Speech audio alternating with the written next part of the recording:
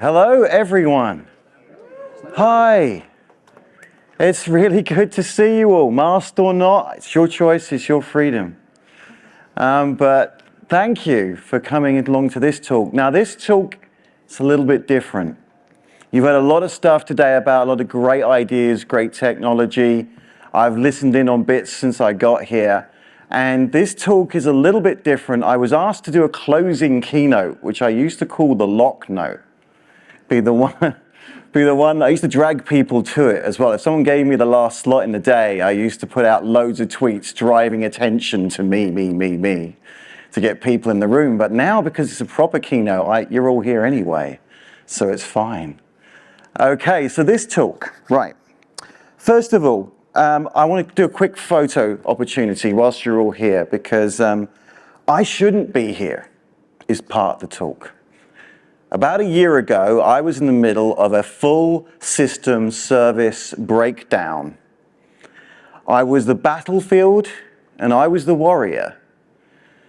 And now, a year later, I get an opportunity that I didn't think I was ever going to get. I really shouldn't be here. I get the opportunity to take a photo of you lot with me. Now, is there anyone here wanted by Interpol or Inland Revenue? Don't know yet. I want to take a quick shot with you all, if that's all right, because like I say, this is quite the moment for me anyway. So I'm going to try and get you all in, and not so much of me, because I'm not so interested in me. There we go. I've got some of you at least. Thank you. Thank you. And if anyone needs me to edit you out later on because of legal reasons, just let me know. Okay, so this talk, like I say, is about an incident.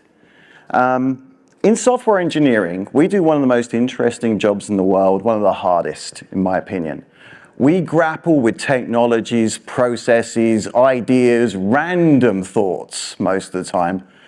And whilst we're doing that, we're supposed to deliver value, we're supposed to build solutions. That, by the way, is the point of being a software engineer, is to come up with solutions. Whether that involves code or technology or not, well, that's kind of debatable. My current role is engineering manager at a bank. I never saw that coming. Not once. Never dreamt of that one. At this bank, though, I'm involved in transferring large amounts of money for companies or organizations like Save the Children, the UN, to places like Afghanistan to help children in poverty. So I'm okay with working in a bank. Okay, so as engineering manager, my job is to help people thrive and flourish in what is an incredibly intense creative environment. And that's really hard to get right. And what I've noticed is that there's a set of skills that begins to develop, a set of properties, as I call them, over someone's career that ends up being something sort of an amassed blob of abilities that end up being how they handle better difficult situations, like incidents. Because I know you're all using Kubernetes, so nothing can go wrong. And I know you're all using cloud-native systems where nothing goes wrong in the cloud.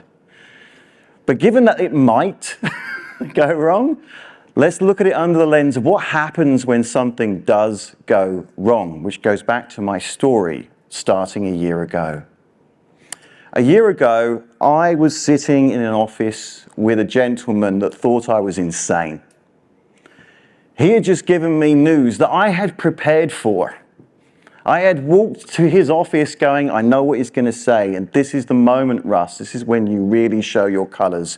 I've worked in some of the most intense incident management rooms around, and I thought I was extremely well prepared for this moment coming up. This was an oncologist's office, and his news to me was going to be how my scans had gone.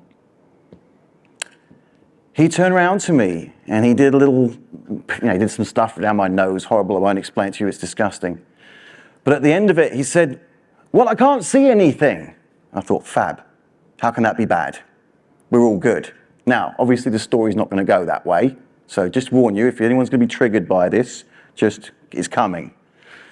The next thing he said is, I'm sorry, Mr. Miles, you have cancer. Do you have any questions? I'd prepared. My response was beautiful. It was instantaneous. Years of working in resiliency and performance systems and being incident commander came to the fore. And I asked, can I eat chocolate? He said, sorry? I said, can I eat chocolate? And he said, yeah, you can definitely eat chocolate. You can have a beer if you want. And I said, I don't drink anymore, but can I eat chocolate? He's like, yes. He then introduced me to my Macmillan nurse, a fabulous lady called Hannah Friend. If you want someone with a name like that, it's going to be a Macmillan nurse. Unfortunately, she's also got one of those demeanors that can only deliver bad news, which was always a slight shame, but she's fabulous. She was with me through everything. So he was saying, here's Hannah. Do you have any more questions? Yes. Can I eat ham? At this point, I'm pretty sure he thought I was food obsessed and that maybe I'd lost the plot. I hadn't. The beauty of hindsight afterwards is it made complete sense. I'd bought an advent calendar that morning and I wanted to know if I could eat it. Had I wasted my £5 on an advent calendar? I also had bought a ham for Christmas and I was deeply, deeply worried about whether I could eat that ham. At no point was my mind on what had just actually happened, which I'd been told that I was under attack and that I might lose.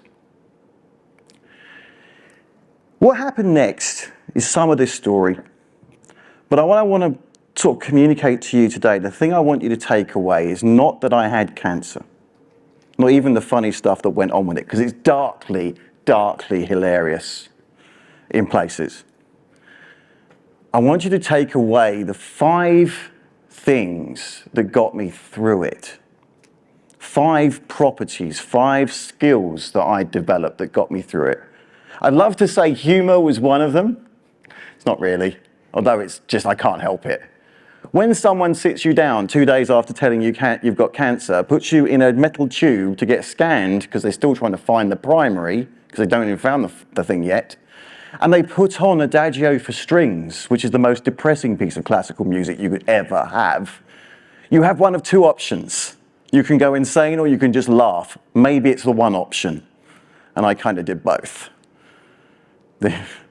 Still a strange moment in my life, that one. Okay. So those 5 things that I want you to take away and consider learning are the things that underpin incredible collaborators in intense moments in software engineering. And the beautiful thing about this is I'm a software engineer too, and I can't name things for love nor money. If there's one thing you learn in software engineering is we're terrible at naming things. It's like cloud native, but not really always native. Kind of maybe migrating around it. It's like NoSQL. Who came up with that one? We're going to describe something about what it isn't some of the time.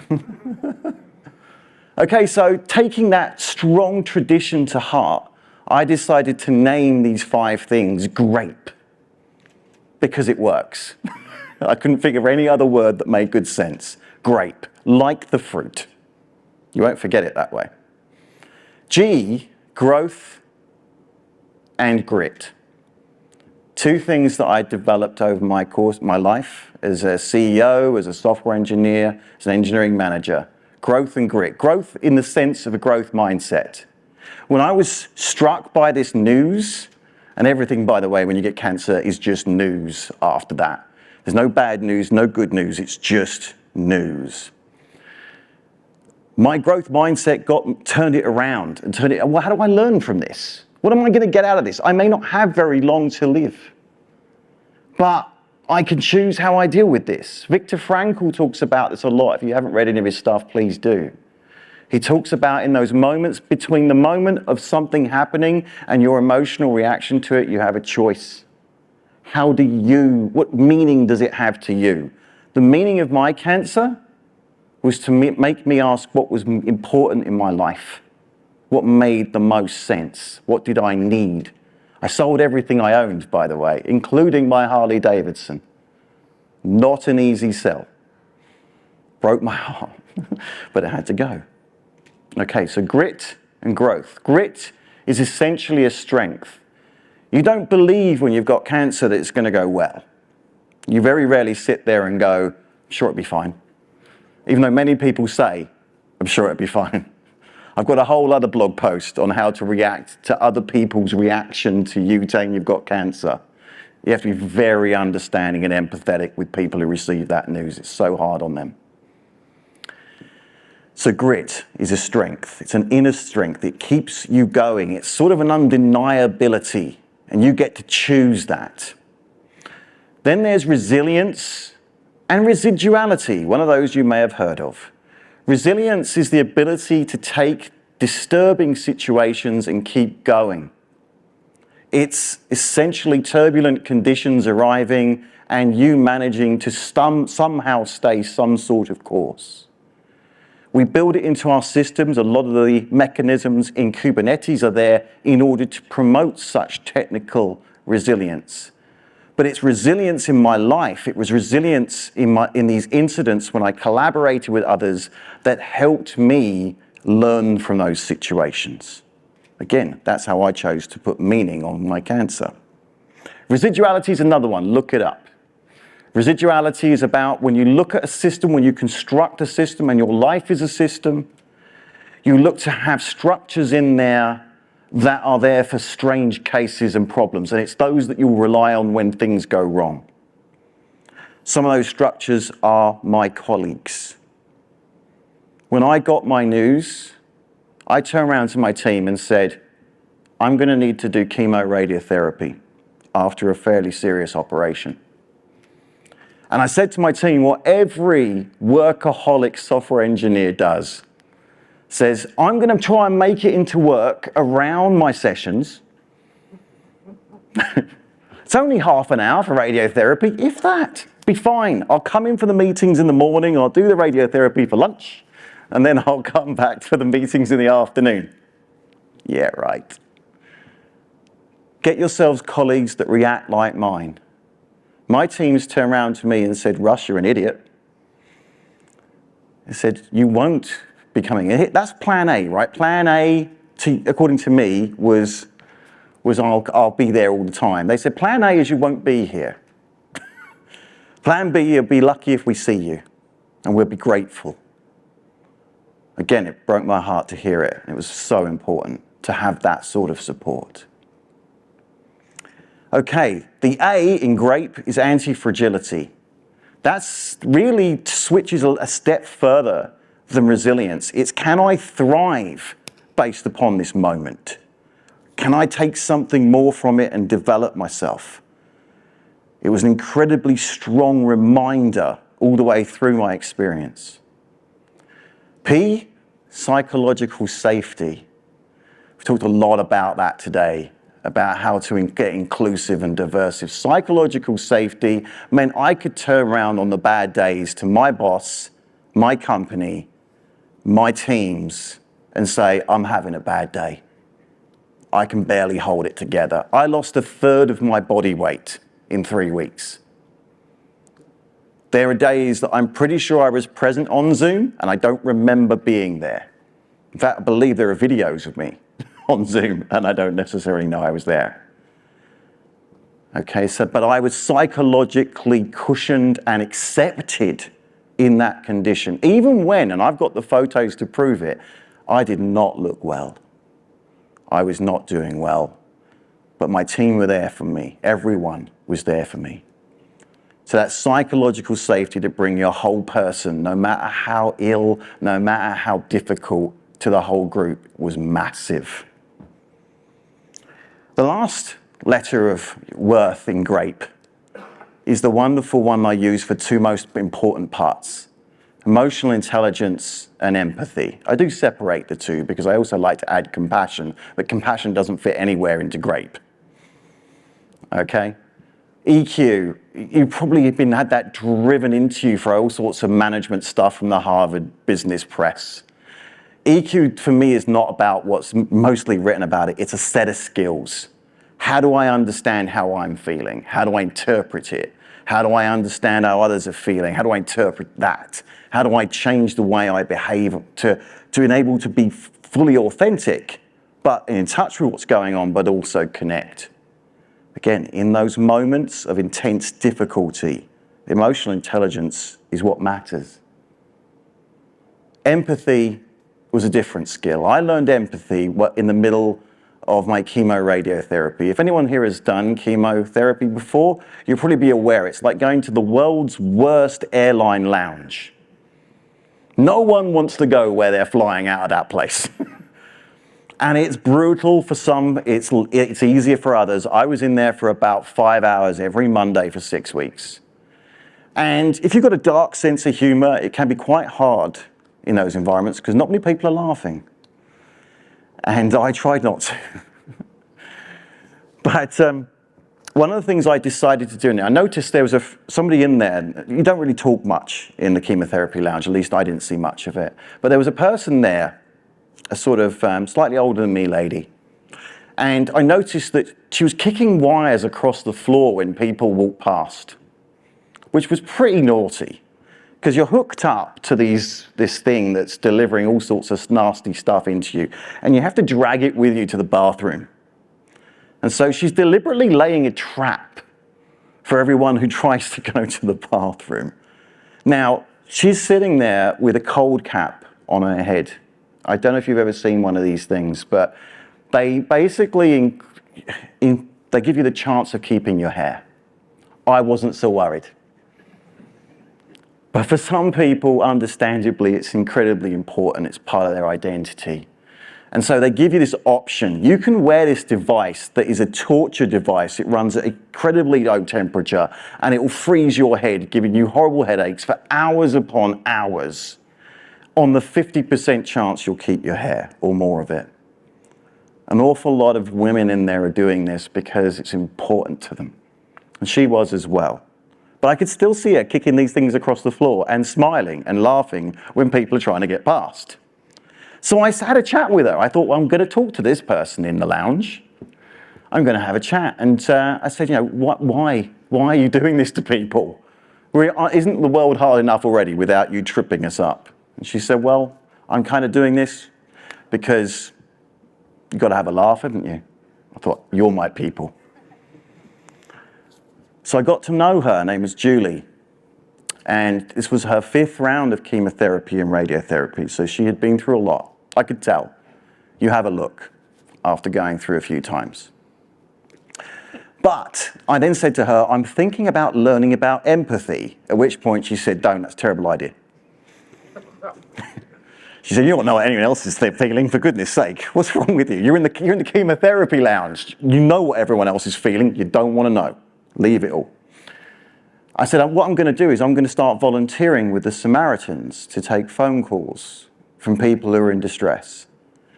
And one of the skills you learn is empathy, and you also learn listening. And I said, I'm going to give this a shot. And she said, you should. I'm joking, you should. So under her encouragement, I went and did this. This was the most profound learning experience of my life. I learned how to connect with people like I've never learned before. And so I recommend that to you as part of GRAPE. I can't get L in there either. Listening is something else I encourage you to learn as a skill.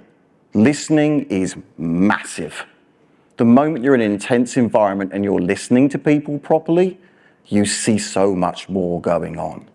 If you want to learn from incidents, learn to listen, learn to empathize. The difference between empathy and, say, sympathy is best described as they do by the Samaritans when they're teaching you. They said sympathy is being at the top of the hole, looking at someone at the bottom of it and going, oh. Empathy is it being at the top of the hole, looking down the hole and going, right, I'm coming down. Let me come down the hole. What's it like down here? Oh, it's tough, difficult down here. That's empathy. You don't have to give advice. As a Samaritan, we can't. But we can listen, and it makes such a difference. It's massive. So I did that in the middle of my chemo and radiotherapy. They say don't get a hobby when you've got these things going on, but I got one. I now volunteer every week to do between 4 and 8 hours, and if you're thinking about doing it, do it. You'll be amazing at it. And they need you. That's the callers, not the Samaritans. The callers need you. Okay, so to wrap it up a little bit, that's great. These different facets were the things that got me through. They were the things that got me through incidents in the past with technology. They've got me through, they've guided me as engineering manager. And they also get me through cancer. Because I have some good news. As of 2 months ago, I got my cancer-free diagnosis. Thank you. I'm going to end on a bummer. I did get the cancer-free diagnosis, and I am still cancer-free, but Julie didn't make it. I found out a couple of months ago that Julie had stopped her treatments and had decided it was time. Many of us do. The last thing I want to leave you with is people that lead in technology and work in teams. Look around. If you've got colleagues here, look around at them. Listen to them. Get to know them. You will remember the people in this industry much more than you remember some idiot in a hat on stage. Whenever I've spoken to people about their life, and in those moments when I thought my life was pretty much done, you don't think about that book you wrote. You don't think about those talks you gave. You think about the people you've met, and you think about how they've made you feel. And that's something that Julie told me towards the last time I saw her, really. She said, she quoted badly, by the way. Maya Angelou is quoted with this, but she didn't say it, like a lot of quotes. But the sentiment is important. People don't remember what you say. That's rubbish for a speaker, by the way. People don't remember what you say. They don't really remember what you do. But they absolutely remember how you make them feel. You have an opportunity to engineer how you make people feel through these 5 skills. Incredibly difficult moments are ahead when your systems are failing, even on Kubernetes. And you need to be there for one another, and you can do it with those skills. It doesn't have to be left to chance and hope. And guess what? Those skills are also useful for the rest of life too. So yeah, think about how you're making others feel, because they'll do the same impact on you. Thank you so much for suffering a very different sort of keynote. I really appreciate, if anyone has been triggered or anyone wants to talk about anything that I've mentioned, I have more stories that are equally as dark and as funny, then please come and have a chat with me afterwards. If you want to have a quiet chat, one-to-one, please do. I'm here to listen. I'm good at it now. I've been trained. But yeah, I hope it's been interesting. 5 skills, 5 simple skills that you can learn to be an incredible collaborator, incredible teammate, and you never know, you might need them at the most difficult moments in your life. Good luck, live well, live long and prosper. Cheers.